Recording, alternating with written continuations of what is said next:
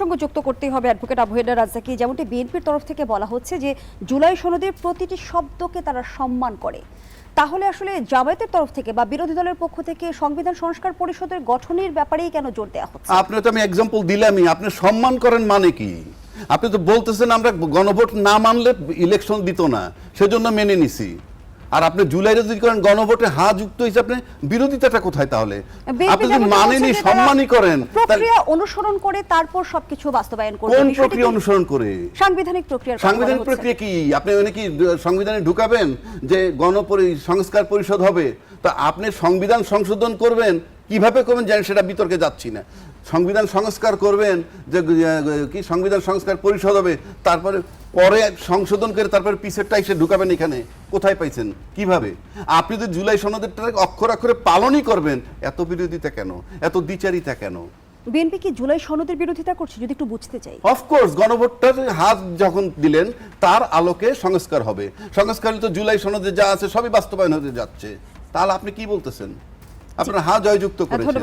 যেই বিষয়টা আপনি আজকে আনলেন, এই যে গণভোট নিয়ে যে কথাটা, এবং গণভোটের পরিপ্রেক্ষিতে দুইটা শপথ করার জন্য একই চিঠিতে দুইটা শপথের আহ্বান জানানো হয়েছিল, এবং এই দুইটা শপথ জেনে শুনে শপথ নিতে গেলেন। যাওয়ার পর যারা ক্ষমতায় বসলেন বিএনপি, তারা দ্বিতীয় শপথ নিলেন না, অর্থাৎ এই সংবিধান সংস্কার পরিষদ হিসাবে যে শপথটা নেওয়ার কথা ওনারা নিলেন না। গ্রাউন্ড কি? সংবিধানে এমন কোনো কথা নেই, এই সংবিধান সংস্কার পরিষদ নামে কিছু নাই, গণভোট বলতে কিছু নেই, ইত্যাদি ইত্যাদি। আমি প্রথম একটা করি, আজকে আমি কতগুলো জিনিস পাইছি এক জায়গায়। আপনি যদি সিম্পল একটা জায়গায় আসি, গণভোট না মানলে নির্বাচন হতো না, এটা বলেছেন মেজর হাফিজ সাহেব, তাই তিনি মেনে নিছেন। ওনার বক্তব্যটা এরকম। তাহলে এটা পরিষ্কার প্রতারণা মানুষের সাথে। নির্বাচনটা পাওয়ার জন্য এটা সম্মতি, তার বক্তব্য। এটা বলছেন কিন্তু নির্বাচনের পরে।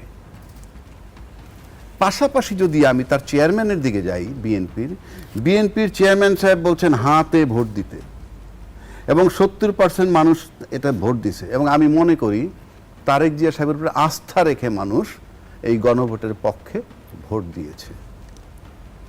এখন এই যে ভোট দিয়েছেন তার কথায়, এবং এখন সালাউদ্দিন সাহেবরা বলতেছেন এই গণভোট মানতেছেন না, তাহলে রেজাল্টটা কি দাঁড়ায়? এটা কোনো সাজানো খেলা কিনা যে চেয়ারম্যান সাহেব বলবেন যে আমি হাতে ভোট দিতে বলবো, হা জয়যুক্ত হোক, হলে হবে, জনগণের সাথে থাকলাম, আর আপনারা সেটাকে মানবেন না কিংবা আপনারা বিরোধিতা করবেন। আমি শেষ করি। যখন জুলাই সনদে খসড়া উপস্থাপিত হয়েছিল, আপনার মনে আছে, আমরা যেমনটি দেখেছিলাম বিএনপি স্থায়ী কমিটির সদস্য সালাউদ্দিন আহমেদ কিন্তু প্রতারণার অভিযোগ তুলেছিলেন। সেটাই বলছি, সালাউদ্দিন সাহেব তো ওই সরকারের উপরে প্রতারণার অভিযোগ আনছেন। কিন্তু যেখানে এই বিএনপি কিন্তু গণভোটের প্রস্তাব আনলো, সেই গণভোট যখন তারেক জিয়া সাহেব বললেন হাতে ভোট দিতে, এখন তারা বিরোধিতা করছেন। তাহলে আমার প্রশ্ন হইল, এটা কি সাজানো কিনা? শেষ করতে না দিলে হবে না, তো শেষ করতে না দিলে হবে না। এই হাতে ভোট দেওয়ার পর যখন আজকে বিরোধিতা করতেছে সালাউদ্দিন সাহেবরা, তাহলে এটা তাদের প্ল্যান গেম কিনা? প্ল্যান গেমও যদি হয়, তাহলে পরিকল্পিতভাবে জনগণের সাথে প্রতারণা। থার্ড আসি, যদি বিএনপির চেয়ারম্যান সাহেব সঠিকভাবে বলে থাকেন যে হ্যাঁ হাতে ভোট দিন, এবং সেই মোতাবেক যদি এটা বিশ্বাস রাখেন এবং জনগণ সেই মোতাবেক ভোট দিছে, তারপরে যদি এখন আজকে বিরোধিতা দেখি গণভোট নিয়ে, তাহলে আরেকটা প্রশ্ন আসে, তাহলে কি বিএনপি দলটার ভিতরে সমন্বয়হীনতা কিংবা অন্য কোনো অন্তর্কলহ চলছে কিনা? এই বিষয়গুলো সাংঘাতিকভাবে চিন্তা করতে হবে। তা না হলে আপনি এক গণভোট নিয়ে, একজন বললেন গণভোট না হলে নির্বাচন দিত না, আরেকজন বললেন গণভোটে হাতে ভোট দেন, সরকারের আরেকটা অংশ অস্বীকার করছে, তাহলে এটা পরিকল্পিত প্রতারণা কিনা? আর থার্ড হইল, চেয়ারম্যান সাহেব যদি সত্যি সত্যিই বলে থাকেন, তাহলে এটা যদি বিরোধিতা করে থাকে দলের অন্যান্যরা, তাহলে সমন্বয়হীনতার অভাব কিনা? পাশাপাশি আরেকটা কথা আপনাকে বলি, সংবিধানের দোহাই দিচ্ছে চরমভাবে, একদম সিম্পল, এটা আইনস্টাইন হতে হবে না। 6ই আগস্ট সংসদ ভেঙে দেওয়া হয়, 8ই আগস্ট ইউনূস সাহেবরা ওত নেন। ওত নেওয়ার পরে যে সংসদ ভেঙে দেওয়ার পর 90 দিনের মধ্যে যদি নির্বাচন হয়, তাহলে 7ই নভেম্বর সর্বোচ্চ, 7ই নভেম্বর 2024-এর মধ্যে নির্বাচন হবার কথা সংবিধান মোতাবেক। নির্বাচন হয়েছে 12 ফেব্রুয়ারি 2026, 586 দিন পরে। সংবিধানে কোথায় লেখা আছে সংসদ ভেঙে যাওয়ার পর 586 দিন পরে নির্বাচন হবে? চ্যালেঞ্জ করলাম আমি, সংবিধানে এটা নাই। তার মানে সংবিধান ফলো করা হয় না। সংবিধানে অন্তর্বর্তী সরকার কি ছিল? সংবিধানে গণ অভ্যুত্থান, সেটাই তো বলছি, অন্তর্বর্তী সরকার ছিল না, অভ্যুত্থান ছিল না, এবং 586 দিন পর নির্বাচনের কথা নাই, কথা সংবিধানে নাই। এখন প্রশ্ন হচ্ছে, এই অসাংবিধানিক নির্বাচন যেহেতু সংবিধানে নাই, অসাংবিধানিক নির্বাচনটাকে যদি আমরা মেনে নিতে পারি, অসাংবিধানিক নির্বাচনের ভিত্তিতে যদি আমরা সরকার গঠন করতে পারি এবং সংসদে যেতে পারি, তাহলে এই গণভোট এবং সংস্কার পরিষদটাকে আমরা সাংবিধানিক বলবো না কেন, কিংবা মেনে নিতে পারবো না কেন? এখানে একটা প্রশ্ন আছে অ্যাডভোকেট আবু রাজ্জাকি, জনাব মাহবুব আজিজ, বিএনপি কি আসলে জুলাই সনদের বিরোধিতা করছে কিনা? যেমনটি অ্যাডভোকেট আবু রাজ্জাকি অভিযোগ করে বলছিল যে বিএনপির এই ধরনের পদক্ষেপ পরিকল্পিত প্রতারণা হতে পারে, কি বলবেন? জি, ধন্যবাদ, শুভেচ্ছা রাজ্জাকি ভাইকে।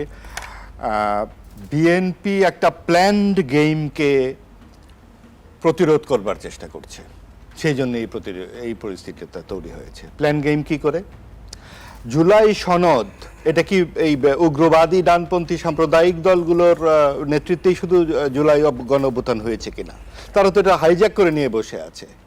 তারা জামাত এবং এনসিপির যে আচরণ আমরা দেখছি 24-এর গণঅভ্যুত্থানের পর, মনে হচ্ছে তারাই শুধুমাত্র এই গণঅভ্যুত্থানের প্রধান স্টেক হোল্ডার। এখানে বিএনপির যে 13 সাল থেকে 12 সাল থেকে এক টানা 15 বছরের নিপীড়ন নির্যাতনের শিকার হলো, তারা যেভাবে জেল জুলুম খাটলো, 50 লক্ষ নেতাকর্মীর নামে তাদের মামলা হলো, বাড়ি ঘর ছাড়া হলো, সেটাতে মনে হচ্ছে বিএনপি কিছুই না, সব কিছুই জামায়াতে ইসলামী। কোন সেই জামাতে ইসলামী যারা গুপ্ত হয়ে বিভিন্ন জায়গায় ছিল? তারা ছাত্রলীগের ভিতরে ছিল, তারা হেলমেট বাহিনী ছিল, তারা উপাচার্য দখল করেছে, তারা বিভিন্ন ধরনের প্রশাসনে ছিল, তারা বিভিন্নভাবে এমনভাবে তারা ওত পেতে বসেছিল, অন্তর্বর্তীকালীন সরকারটিকেও তারা তাদের করে নিয়েছিল। অন্তত 4 জন উপদেষ্টাকে আমরা জানতে পারছি যে কিচেন ক্যাবিনেট তাদেরই ছিল। এবং তারা যখন এই জাতীয় ঐক্যমত্য কমিশন তৈরি করলো, এই অন্তর্বর্তীকালীন সরকার, সেই ঐক্যমত্য কমিশন সম্পূর্ণভাবে জাতিকে বিভাজনের একটা সংস্কৃতির দিকে নিয়ে যাবার চেষ্টা করলো। তারা 72-এর সংবিধানের ধর্মনিরপেক্ষতা এবং সমাজতন্ত্র ছুড়ে ফেলার সিদ্ধান্ত নিয়ে ফেললো। তারা নিল কারা? 33টি রাজনৈতিক দল মিলে, এবং সেখানে তারা বললো এটা জাতীয় ঐক্যমত্য কমিশন। কি করে জাতীয় ঐক্যমত্য কমিশন হয় 54টি নিবন্ধিত দলের মধ্যে 33টি দল থাকলে? এবং তারা এমনই সেখানে সুযোগ বুঝে, ঝোপ বুঝে কোপ মারল যে নির্বাচনে অংশগ্রহণ করতে দিব কিন্তু বৈঠকে ডাকবো না, এমন ঘটনাও তারা ঘটালো এই জাতীয় ঐক্যমত্য কমিশনে। এই জায়গাতে বিএনপি ম্যাচিউর দল হিসেবে যেটা করলো, তারা পরিস্থিতি বুঝে তখন আর বিরোধ বা বিবাদটা যাতে খুব তীব্র আকার ধারণ না করে, সেই কারণে কিছুটা সংযত আচরণ করে আপাতত কিছু কিছু বিষয় তারা মেনে নিল। জুলাই সনদ বাস্তবায়নের ক্ষেত্রে বিএনপির সদিচ্ছার কোনো ঘাটতি দেখা যায়? কোনো ঘাটতি নাই, কারণ সরকার যেই প্রতারণাটি করেছে, 11টি নোট অফ ডিসেন্ট সহ যেই প্রত্যেকের নোট অফ ডিসেন্ট ছিল, তারা সব বেমালুন চেপে গেল অন্তর্বর্তীকালীন সরকারের জাতীয় ঐক্যমত্য পরিষদ। হয়েছে কি? সেইখানে ঐক্যমত্য হয়নি তো। ঐক্যমত্য নোট অফ ডিসেন্ট ছিল, যারা জিতবে তারা সেই নোট অফ ডিসেন্ট অনুযায়ী তারা পাস করবে তাদের, কারণ প্রত্যেকটা রাজনৈতিক দল আলাদা। যদি সরকারের কথা মতোই সবাই লেফট রাইট করবে এবং উঠবস করবে, তাহলে তো ভাই আপনারা যুক্তরাষ্ট্র থেকে এসেছেন, আপনারাই দেশ চালান, কারণ আপনারা তো বিদেশি ডিগ্রি নিয়ে এসেছেন। আমরা এখানে কেউ লেখাপড়া জানি না, আমাদেরকে ধর্মীয় অনুশাসনে রাখতে হয়, আমরা ধর্মনিরপেক্ষতার অনুশাসন করতে পারবো না, আমাদের এখন সাম্প্রদায়িকতার চর্চা করতে হবে, এবং আমাদের এখানে আপনারা ঠিক করে দিবেন যে 280 দিনের মধ্যে এই করতে হবে, এই না করলে এই শাস্তি বিধান করবে। তার মানে আপনারা কতগুলো মানুষ মিলে ঠিক করবেন দেশটা কিভাবে চলবে। আপনাদের ম্যান্ডেট কোথায় পেলেন এটা ঠিক করা? আপনারাই ঠিক নোট অফ ডিসেন্ট যখন দিয়েছে, বিএনপি দিয়েছে, জামাতেরও নোট অফ ডিসেন্ট ছিল, সেগুলো তারা কেন বেমালুম চেপে গেল? এবং বেমালুম চেপে গিয়ে গণভোটে 4টি প্রশ্ন তারা তৈরি করে ফেললো। 4টি প্রশ্নের 2টি তো ব্যক্তিগতভাবে ভোটার হিসেবে আমারই পছন্দ হয়নি, তো আমি যখন ভোট দিতে যাব আমি কোথায় ভোট দেব? এইরকম সমস্যা তো তারা ফেলেছেন। সংবিধান সংস্কার পরিষদ গঠন করে এই বিতর্কগুলো কি করা যায় না? সংবিধান সংস্কার পরিষদ গঠনের ক্ষেত্রে বিএনপির কোনো অনীহা রয়েছে কিনা, কিংবা ক্ষমতার ভাগাভাগি বিএনপি এড়াতে চাইছে কিনা? এটা অবশ্যই না, কারণ আপনি যখন এটা সংস্কার পরিষদই কেন করতে হবে? সংসদে কি যথেষ্ট নয়? আপনি সামরিক শাসন যে এরশাদ সাহেব করেছেন 10 বছর, সংবিধানের কোথায় লেখা আছে সামরিক শাসন? আবার যদি কখনো আল্লাহ না করুক সামরিক শাসন আসে, সংবিধানের কোন আওতায় ইয়েতে আসবে সামরিক শাসন? এ দেশে যে মুক্তিযুদ্ধ হয়েছে, যে তখন তো একই দেশ ছিল, পশ্চিম পাকিস্তান পূর্ব পাকিস্তান, পশ্চিম পাকিস্তানে ঝাঁপিয়ে পড়লো রাতের অন্ধকারে, 30 লক্ষ মানুষ মেরে ফেললো, কোন সংবিধানের অধ্যাদেশে লেখা আছে? আসল কথা হচ্ছে আপনার মানসিক প্রবণতাটা কি, রাজনৈতিক উদ্দেশ্যটা কি?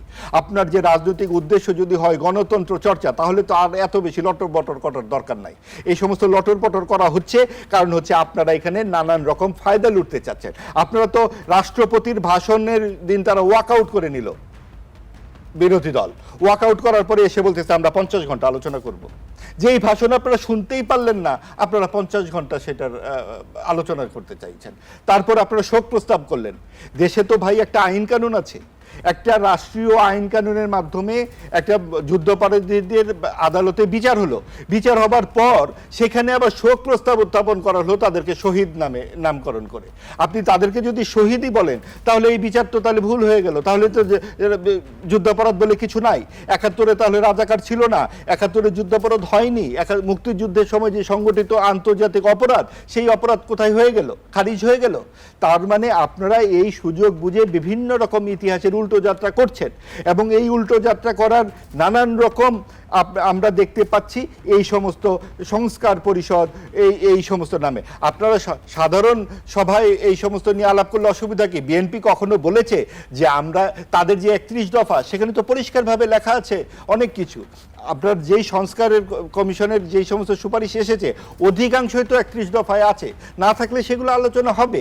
আপনি কেন সেটাকে আলাদা করে একটা শপথ গ্রহণ করাতে চাচ্ছেন? কি কারণে জাতীয় ঐক্যমত্য কমিশন বা অন্তর্বর্তীকালীন যে সরকার, তাদেরকে আমাদেরকে কি কারণে মুরব্বি মানতে হবে? আমরা তাদেরকে মুরব্বি মানতে চাই না। জনাব আবু বাজিজ, অ্যাডভোকেট আবু হেডার রাজাকে 1 মিনিটে আমি একটু জানতে চাই যে সংবিধান সংস্কার পরিষদ গঠনের প্রয়োজনীয়তা আসলে কি? আপনি গণভোট যখন হাতে, আমি একটা জায়গায় থাকবো, আমার কোনো ইতিহাস দরকার নাই।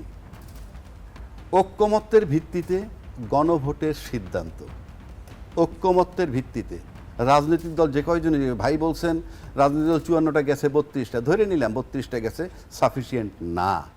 কিন্তু ফাইনালি যখন গণভোটে গেল তখন তো সব দলের, সব দেশের, সব মানুষের ভোট দেওয়ার অধিকার তৈরি হইল, এবং সবচেয়ে বড় দল যারা, তার চেয়ারম্যান বললেন যে হাতে ভোট দিন। এরপর আর দ্বিতীয় বাক্য চলবে না। উনি বলছেন নাম্বার 1 গণভোট মেনে নিছেন, সেখান থেকে ফিরে আসার পথ নেই। আপনি যখন মেনে নিছেন আর ফিরে আসতে পারবেন না। তারপর যখন চেয়ারম্যান সাহেব বলল গণভোটে জয়যুক্ত হয়েছে, জয়যুক্ত হইলে আপনার আর কোনো বিতর্ক নাই। এখন এই গণভোটের মানে জয়যুক্ত হওয়ার পর গণভোটের আলোকে শপথ নিয়ে আপনার সংবিধান সংস্কার করবেন।